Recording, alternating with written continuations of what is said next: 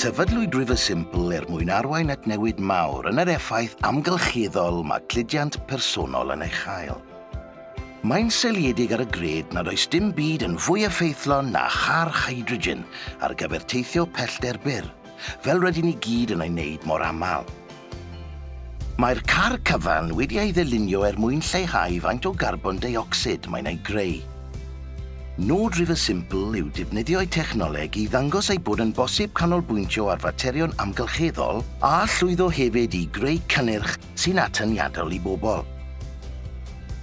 Mae ei pincadlys yn Llandrindod ymhywys, ac maen nhw'n cydweithio â phartneriaid mewn sectorau eraill, sy'n golygu bod ganddyn nhw botensial i wneud rhywbeth fydd yn newid y byd. Ar gyfer y peirianwyr, mae'n gyfle i weithio ar ddatblygu cysyniad hollol newydd. Mae'n her ac yn ysbrydoliaeth. Rhan hanfodol o ddatblygiad car rasa oedd grant ymchwil datblygu ac Arloesi o 2 filiwn o bunnoedd o dan reolau Smart Cymru. Roedd hyn yn galluogi'r busnes i wthio'r prosiect tuag at ganlyniad boddhaol a chreu cynnyrch o ansawdd. Mae Riversimple yn gweithredu mewn maes cymhleth iawn.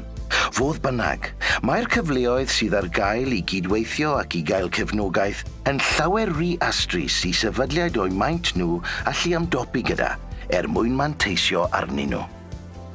Dyma lle mae'r tîm Arloesi yn amhrisiadwy, yn pwyntio'r cwmni yn y cyfeiriad iawn ar yr amser iawn mewn sawl gwahanol sector.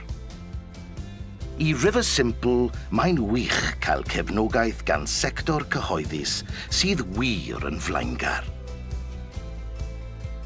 Arloesi yw'r peiriant sy'n symud pethau ymlaen.